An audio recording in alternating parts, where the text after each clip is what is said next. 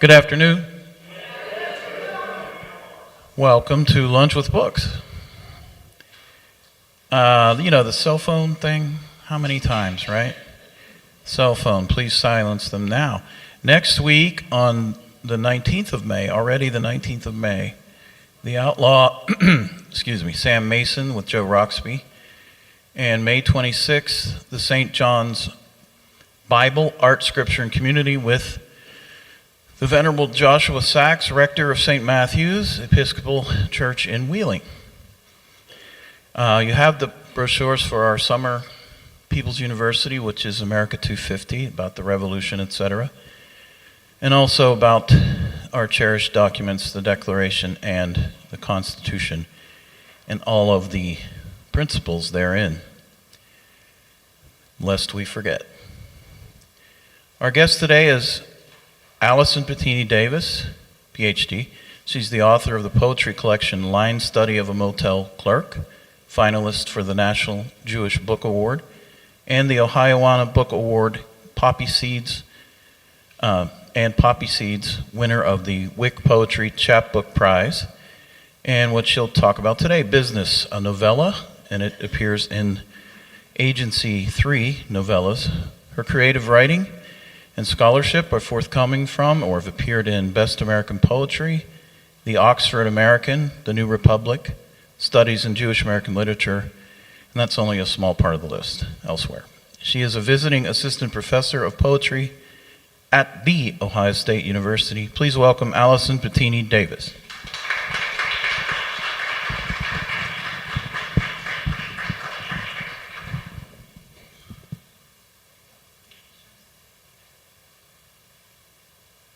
Hi, thank you so much for being here. I live in Wheeling. I live on Edgewood Street, so thank you for all of you who've come from near and from farther. So first off, a novella, can this come off of here?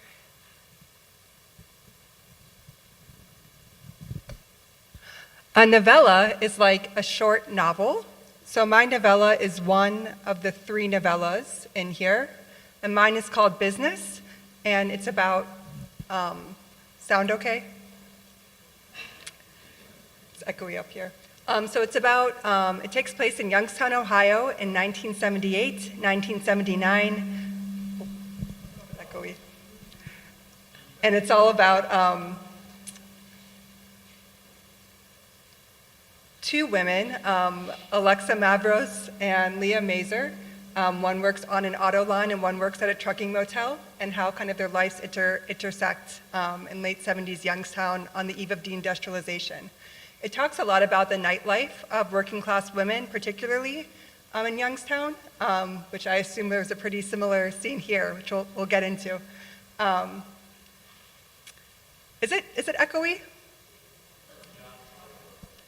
All right, yeah, maybe. So along the way, I'll be doing some readings from the book, but also showing some archival footage of a famous nightclub in Youngstown, Ohio, and a famous Youngstown glam rock band from the 70s called Left End. Does anyone here know Left End? My parents who are coming will tell you more. They're running even later than I was, which must be a family trait. So again, my book is set in about 78, 79. This story is pretty familiar to all of us here. So in Youngstown, we have a thriving steel economy starting around 1900s to 1960.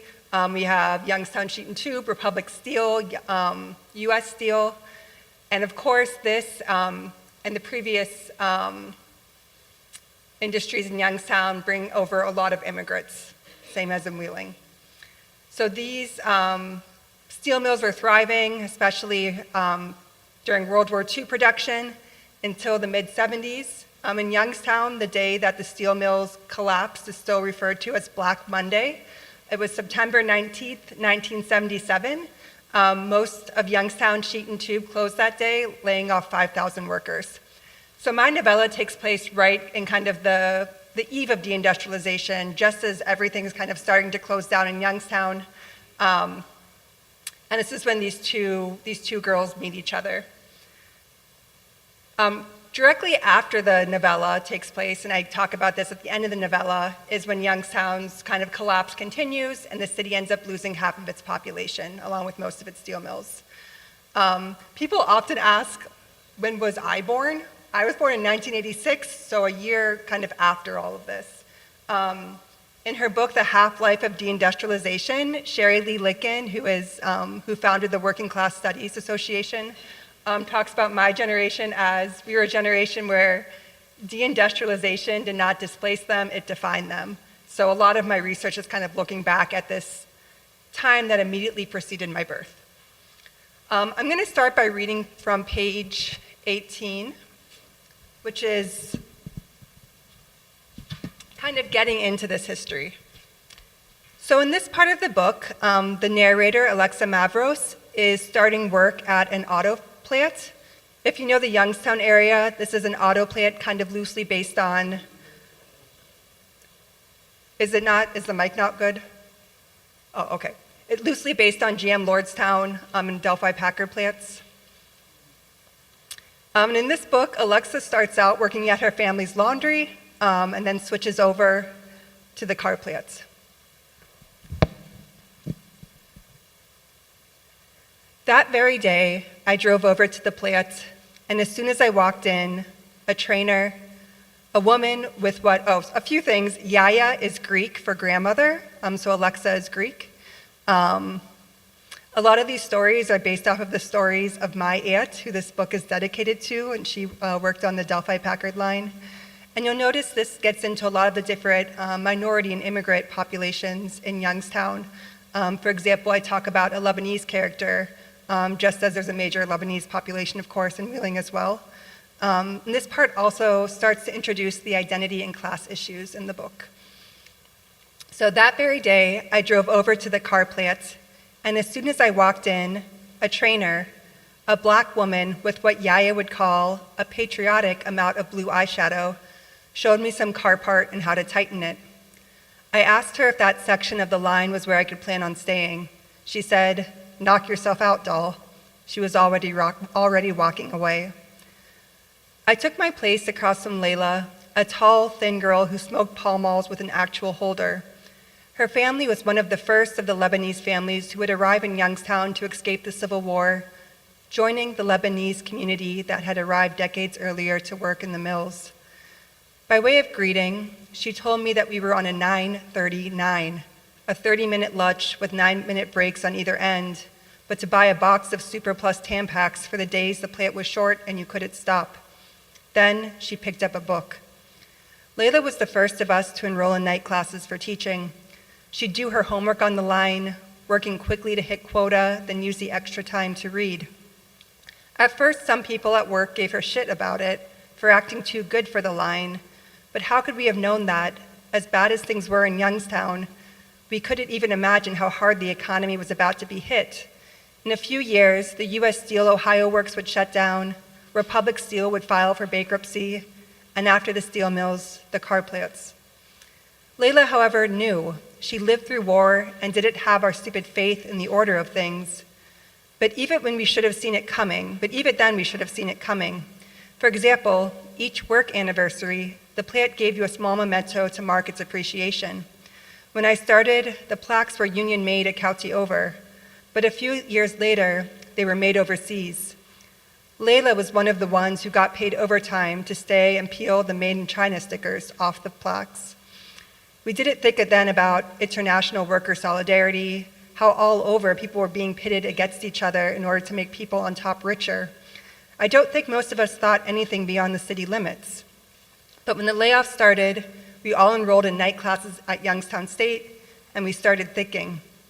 Layla, who by then was the first of us to stop smoking, only smacked the gum between her teeth in response.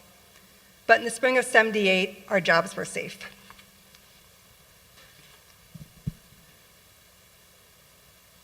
A quick local aside, this book gets into a lot of labor issues, and I just want to give gratitude to this library, to this program, and as I'm sure most of you, all of you know, why is this not a Carnegie Library?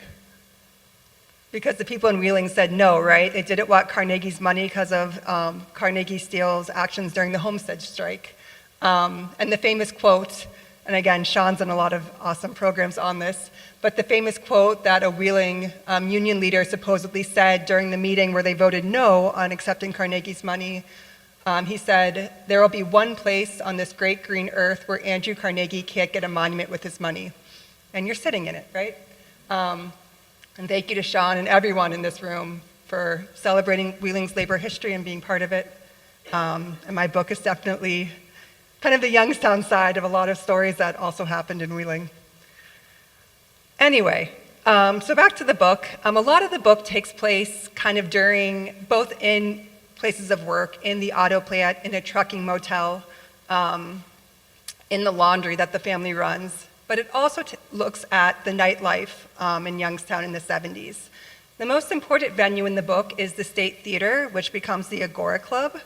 The State Theater was an old theater opened in 1927 in Youngstown that was converted to a music venue in the 70s. The specific venue I'm looking at was opened from 78 to 83, and it was called the Agora Club. I'm going to show a quick video. This actual video is when it was becoming the Tomorrow Club, so it was the first conversion from movie theater to music venue. We'll just watch a little bit of this. Opened in 1927, the State Theater. Let me make it quieter. Theater has long been a center for major entertainment in downtown Youngstown, but it was no longer a landmark after it was closed several years ago. Now another attempt is underway to reestablish it as a forum for entertainment. But times change, and it's no longer movies. It's a place for the young group, the young people to come in, and it's going to be clean entertainment. We're going to try and keep the place very respectable, and the downtown merchants will be very, very happy that we're here. We have done quite a lot of remodeling. Of course, the place did have a fire, and we repaired all of the fire damage. The electrical has been practically all new, and it's a good sound building, and the people will be happy to come here. This is the first time I've seen a theater without seats. What's the reason for that? Well, the young group, they like to jump around a little bit, I guess. I've reviewed other places, and I found that they have removed their seats. They didn't want their seats. Looks like you're turning this into an entirely new kind of theater. What do you have in mind?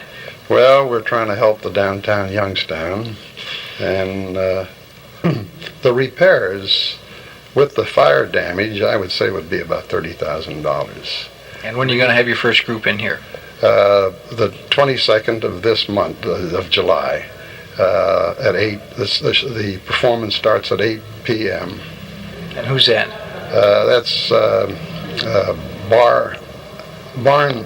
Barnstorm, Joe Walsh.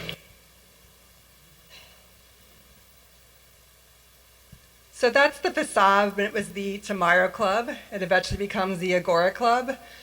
And eventually it becomes Hi Parrots. Youngstown is now in the house. Eventually the Agora Club becomes demolished in 2008. Before we look at, here's again, the facade. This was the Tomorrow Club. It becomes the Agora Club, which is the setting in my book. And there's when it was in a state of disrepair, but what it looked like on the inside. So it's kind of combining this 1920s industrial grandeur of Youngstown with, as Youngstown declines, kind of the buildings being repurposed to whatever they could be, which again, very familiar story in Wheeling. Before I go on, I've lived in Wheeling about 6 years, but those of you that were here in the 70s, was there like a local club like this, and what was it called?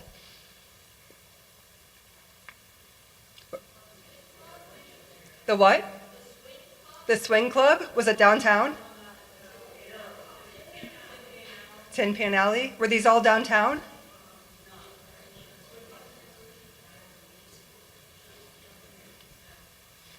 Anyway, so similar, if you've been to places like this, the Agora Club, very similar.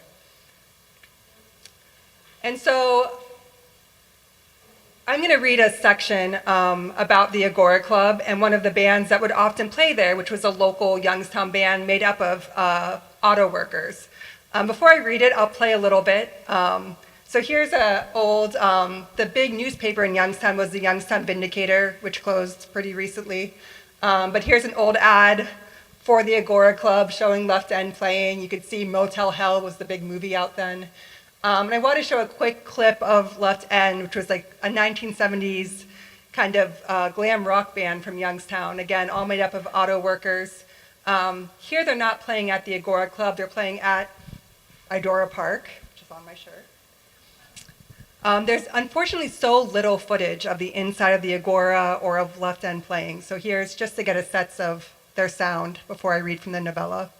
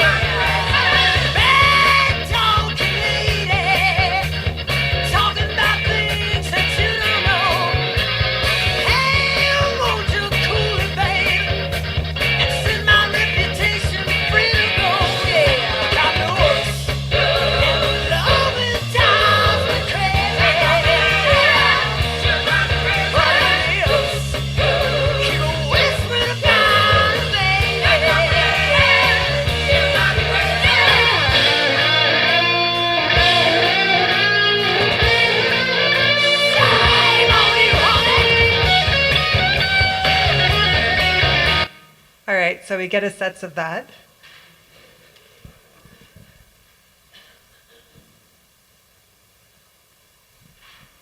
So now I'm going to read part of the novella that takes place at the Agora Club with Left End playing.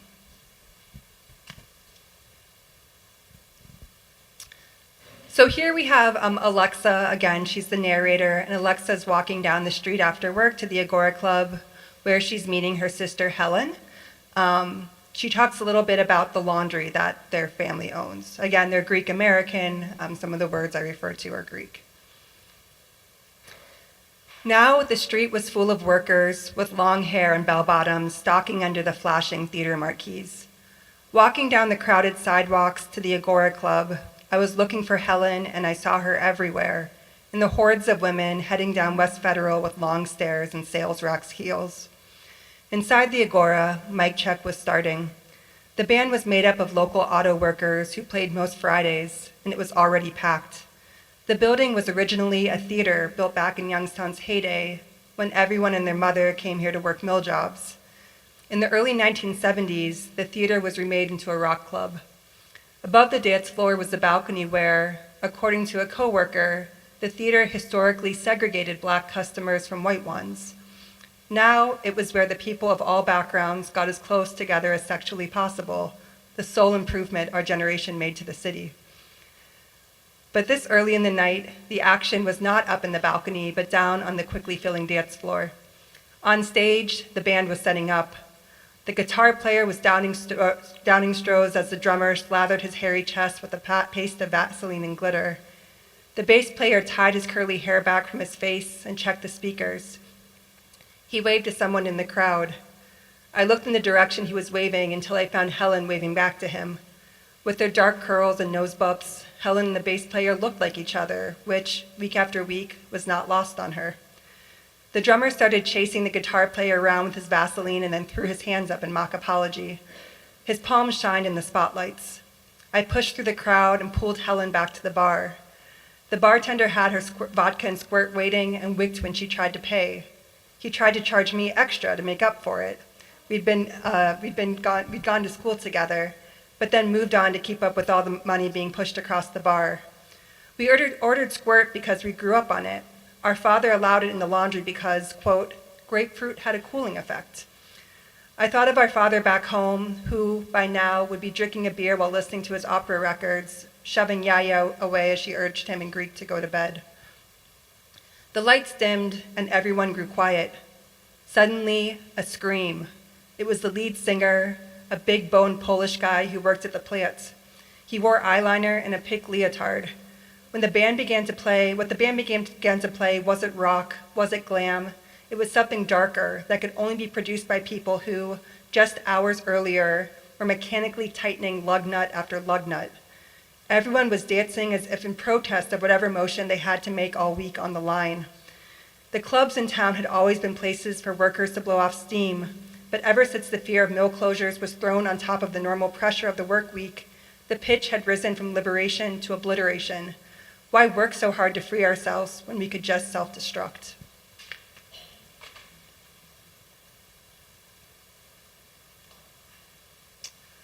So a lot of other settings in the novella take place in Youngstown small family businesses, specifically a lot of Jewish-owned businesses, such as a trucking motel, which is actually my family's trucking motel, which is still opened in 1960 and is still in operation. The innkeeper is sitting right there in the baseball hat, Murray Davis. This is him as a little boy right there. My book, Line Study of a Motel Clerk, is also about this motel, so it's a really important part of my writing and of my family's life. I also talk about the Southern Park Mall in the south side of Youngstown. Strauss's, was there a Strauss's here? Strauss's was, again, headquartered in Youngstown, then became Kaufman's in Youngstown, and then became, now it's a Macy's. And this was Plaza Donuts, which was the local donut shop, and that's me and my dad. And so I'll read a quick section set at the motel from it's at the beginning of the book.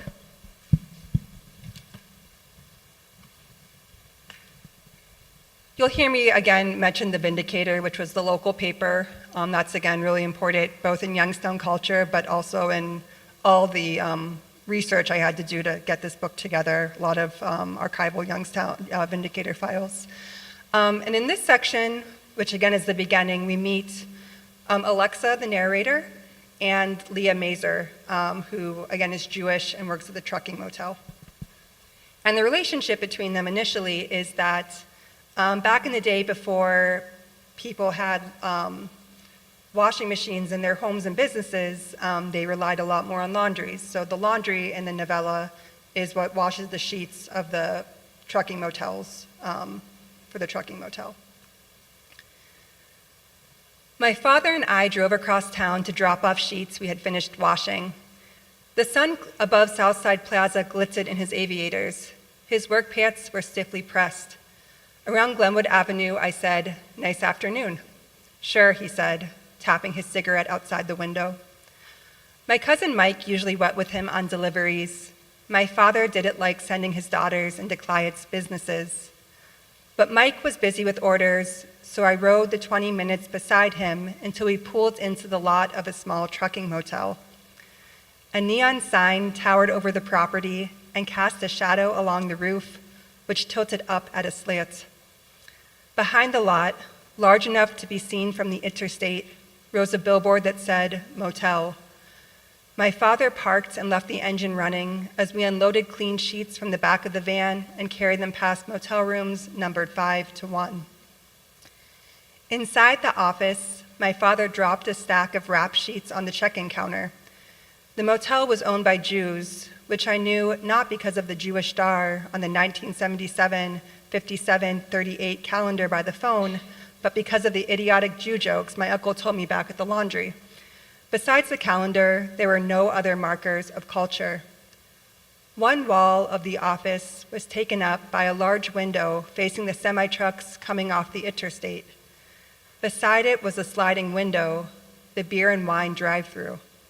I thought beer and wine drive-throughs were normal everywhere, but when I read this out west, people are like, what are you talking about? So we're lucky we have them. The beer and wine itself stood in coolers that lined the far wall like the inside of a gas station.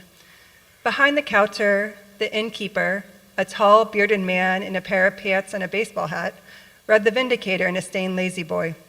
He and my father nodded to each other before my father headed out for the next load. I added my sheets to the stack on the counter and said, "From the laundry," but the innkeeper only folded the newspaper in half, tossed it down on the desk, and went into the back room. A moment later, a girl emerged, a Petzl between her teeth and a bag of ice in either arm. She wore a white dress and looked my age, mid-20s. She was tall, like the innkeeper. One manicured hand wore an engagement ring with a diamond ring skirting her knuckle. Her posture gave you the feeling that she was the first in many generations of her line who didn't wear pearls, as if they were internalized. She began unloading the ice into a freezer with a "Have a nice day" sign, her dark curls shining under the fluorescents. Does she think this is the Miss America pageant, I thought, feeling suddenly plain in my jeans and t-shirt. I tried to run a hand through my perm. I resented her instantly. The ice put away, she spit out the Petzl, stuck out her hand, and announced the name that would, by December, ruin my family's business: Leah Mazur. Alexa Mavros. I shook her hand hard, hoping to crush it, but her grip was stronger than mine. Her smile seemed to widen with victory. The screen door slammed open, and my father dropped another stack of clean sheets on the counter. Leah motioned toward the door, creaking shut behind him. "Your father?" she asked. I nodded. She smiled. "Has anyone ever told you he looks just like John Cassavetes? I always think, here comes John Cassavetes, our laundryman." I would have told her that not all Greek people look the same, except for the fact that he did look like John Cassavetes, clean-shaven, tormented. So I said nothing as she smoothed her short dress and regally took a seat beside the Marlboro cigarette display and drugstore perennials. Her father, who didn't look like any movie star I could think of, returned with sacks of used bed linens, the weight of which my father took effortlessly to his stomach. I grabbed another load and followed him back out to the van, the room numbers on the doors adding back up beside him.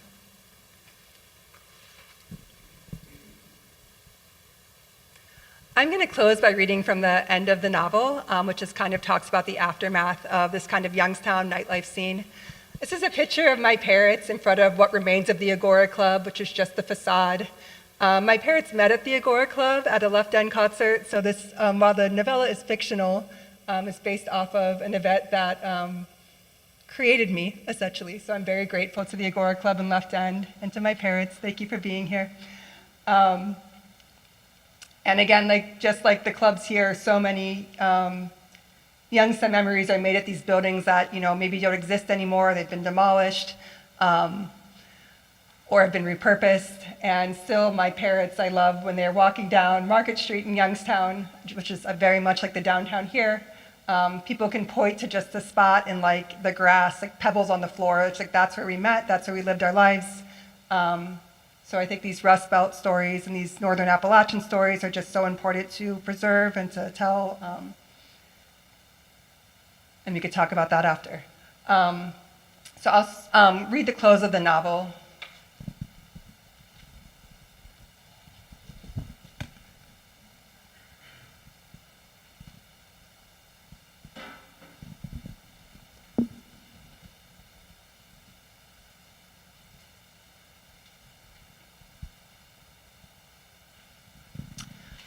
So again, by the end of the book,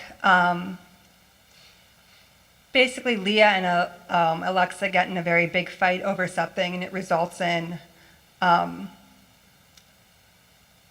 the motel breaking off their account with the laundry, which gives them a big financial blow because a lot of other businesses follow suit. And this final chapter is where the businesses reunite and they begin working with each other again. This takes place in winter of 1979. The last night of 1979, Like the last night of every year, Helen and I headed downtown. I couldn't stand going to the bars anymore.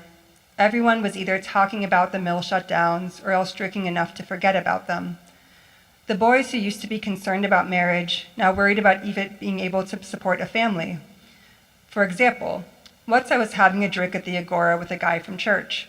His family's restaurant was near one of the mills that was rumored to be closing.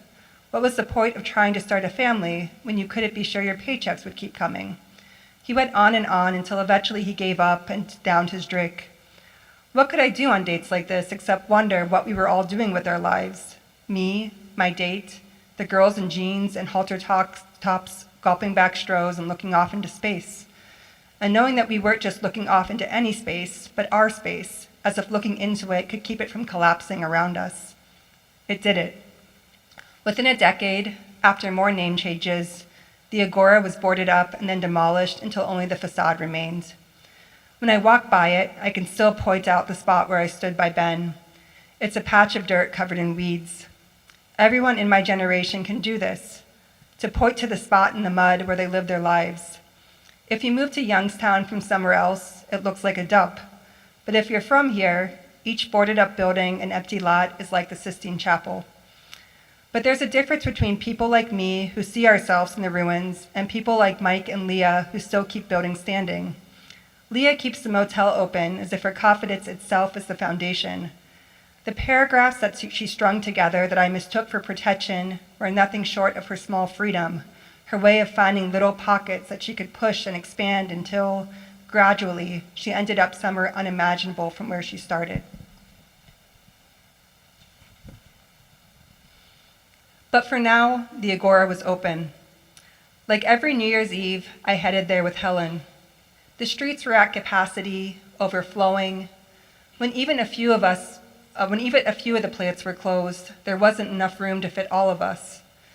People were meeting each other and proposing on the streets, making decisions that would create yet another generation that would grow up in Youngstown, one I wouldn't recognize, one they'd need to leave to find jobs. But there was nothing any of us could do about it.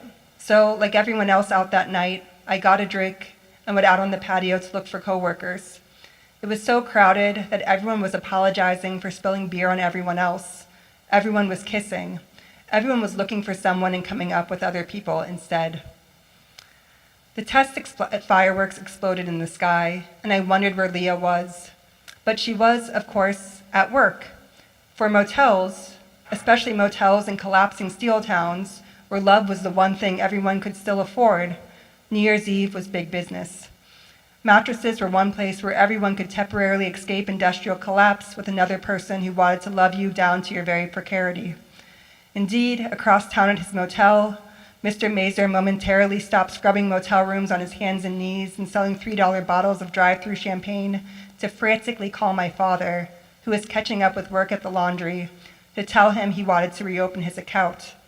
"This town is on fire tonight," he said, breathless with business, "and the sheets aren't going to wash themselves." Thank you.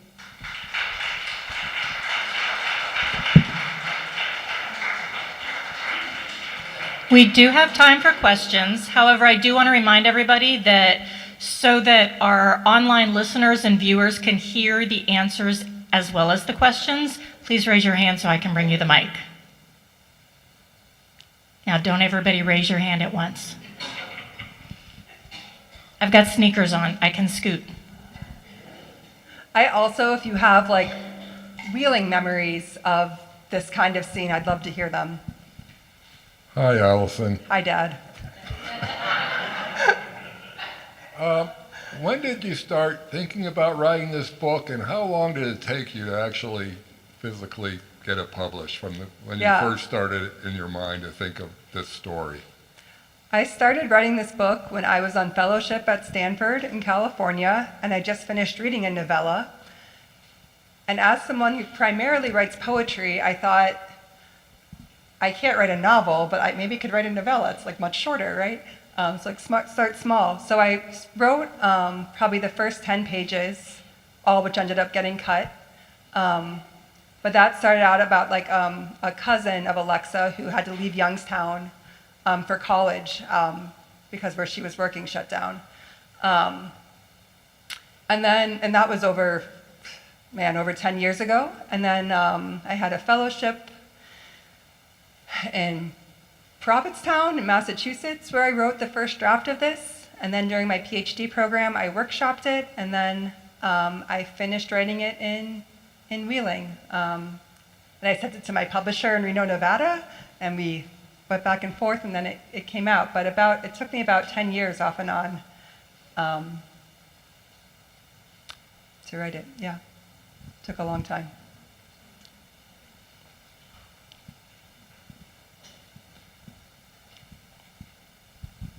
Thank you for that wonderful story. Did they mention that you were a poet in the beginning? So have you written books of poetry also? Yeah, so my book of poetry is Line Study of a Motel Clerk, which is all about the motel. And while this is fictionalized, the Motel Clerk book is much more my actual family's history, which again, essentially, it's my family's history. It's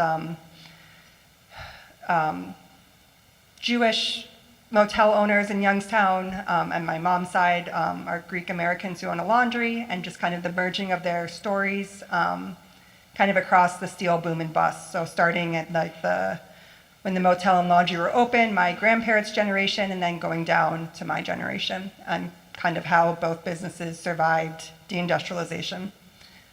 Yeah, thank you. And I also have a book forthcoming, it's in a couple years, called Outskirts, where I think about deindustrialization. And a lot of that book has poems that take place in Wheeling, because this is where I've lived for 6 years. This is where I gave birth to my 2 children. So I think of it as a post-industrial, postpartum book. So be on the lookout for that in 2 years. Thank you. More questions? Oh, I'm coming.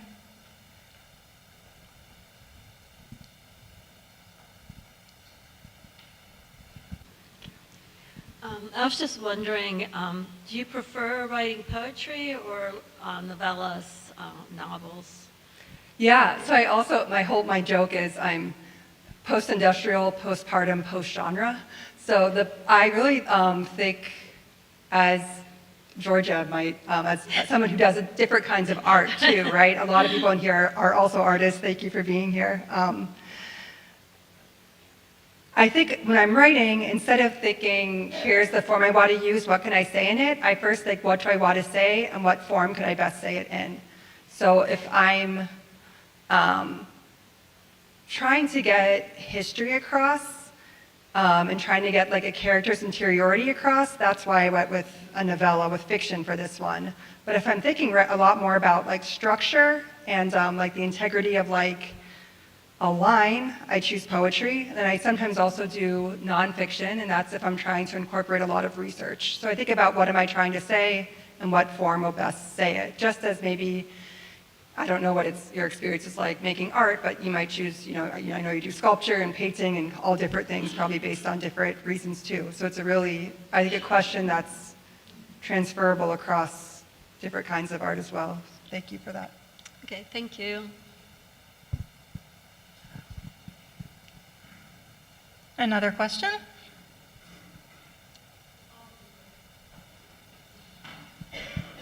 Since Nanette won't sing, I'll ask a question. So much of your writing and your thoughts illustrate the multi-ethnic color of your upbringing and the sites for your writing and your own personal experience. She has the cutest kids. Thank you. Well, she has help. So I was wondering how the subject matter transfers to like your students and what they get out of it versus the generations that you're writing about and your own personal experiences. Thank you. That's such a great question. My actual favorite class I've ever taught was in a continuing studies program. So most of the writers were people who were retired and just wanted to try writing, who had no training in writing, who were mostly in their 50s, 60s, 70s, 80s. So I think in terms of different generations, I think it's really important that like no one's, really the older you are, the more memories you have and the better your material is. So like, I say it up here, like all of you could write this book. Like anyone who grew up in this general area, your take on this country and its history is so necessary right now in this political moment. Like write down your stories about where did you go out and party, what was your job like, what was this country like. You have the memories that are like, what I would like dream of being able to just like go into your mind and like, you know, so please write down your stories. And you don't need to have a writing degree to start. A lot of fairly famous books, like Toni Morrison, who wrote Beloved, who I think she's from Ohio too, she didn't start writing until she was over 40 and her children were older. So anyone could do this. My students now, I teach in an MFA program at Ohio State, come from so many different backgrounds. I have students who are Malaysian and Indian, and so it's just being able to, I think, I don't know if this is answering your question, I think the best thing about writing and making art is as you really think about like how complicated your life is and how many people in your life are kind of like beyond characters, you know, they're just so richly interesting, for good or for bad. It gives you so much, I think, empathy for other people and their stories. And I think we're at a moment right now politically, right, where the fact that when I think about my grandparents who immigrated to this country or my great-grandparents, and how much immigrants have given to this area and how much richer our culture is because of the Greek Fest, the Lebanese Fest, the Polish Fest.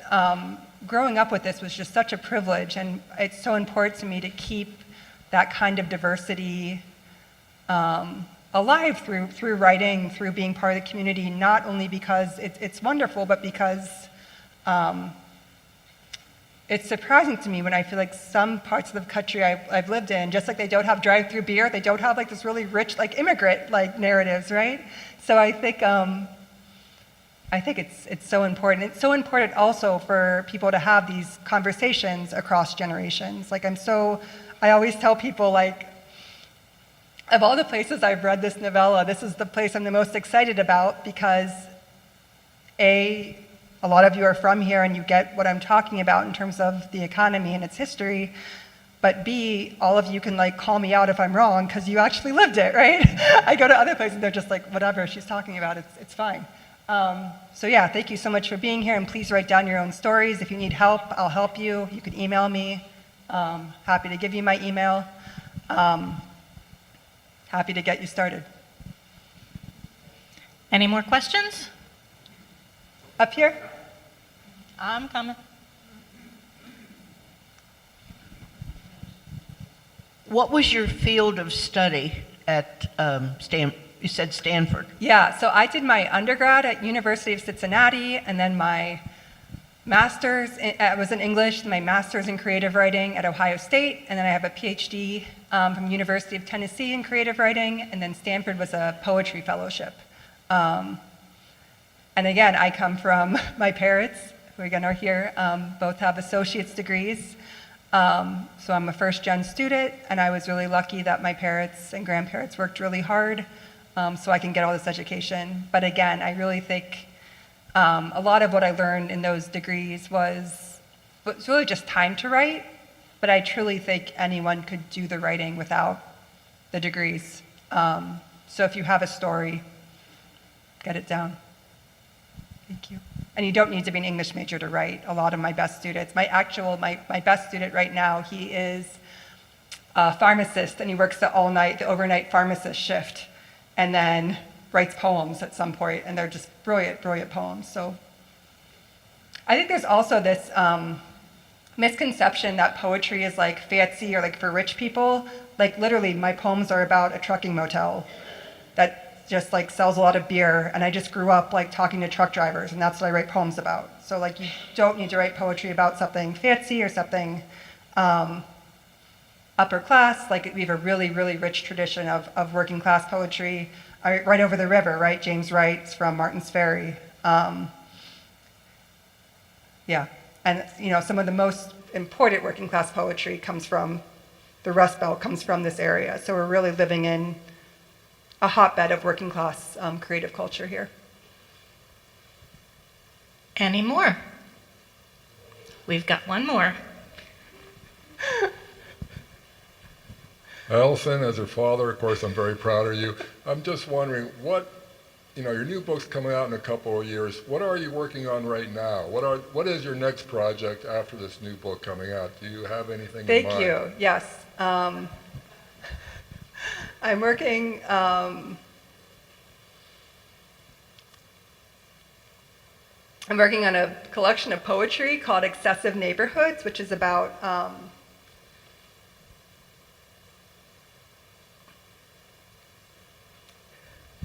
it's kind of abstract. I'm thinking about the collective voice as being a really kind of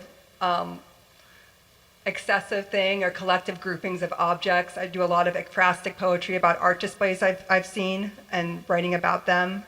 I saw this really cool art display in Vienna, Austria when I was there on my honeymoon. That was just like these little weird neighborhoods of objects all over the place, and they were like half falling apart.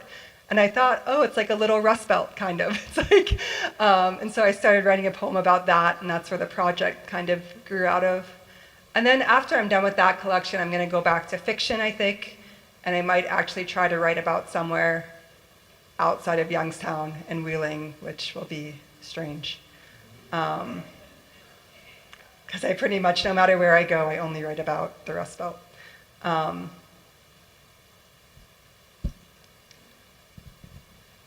Any other questions? Nope. Oh, right here. If you'd give us your email. Yeah, totally. Can I type it up here?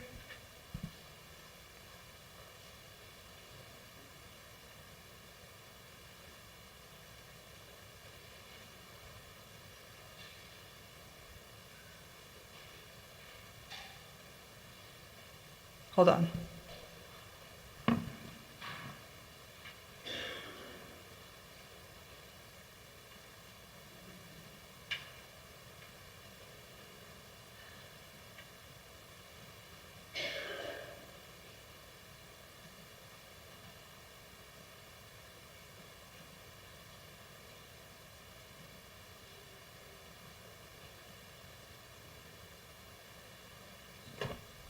That's my email. Feel free to write me. I also have a website.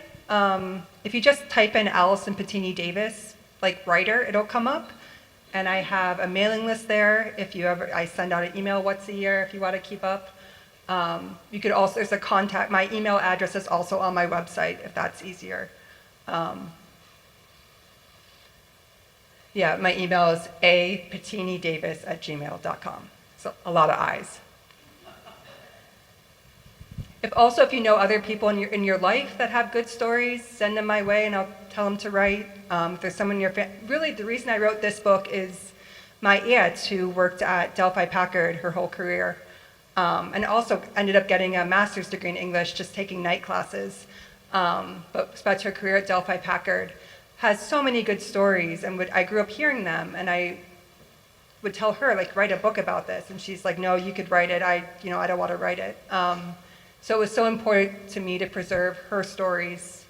I think that's a really important function of writing in this area, where there's so many people who live these really incredible lives, and then sometimes it takes the next generation or someone close to that person to either encourage them to write the story or to get permission to write the story yourself, just so these stories aren't lost. Any more? We do want to thank you so much for being here. Thank you. It's very awesome to see you not on the other side of the counter. Allison does have books up here for sale. They are $15 or Venmo? $15 or Venmo, I'll take 10, just whatever. So please come chat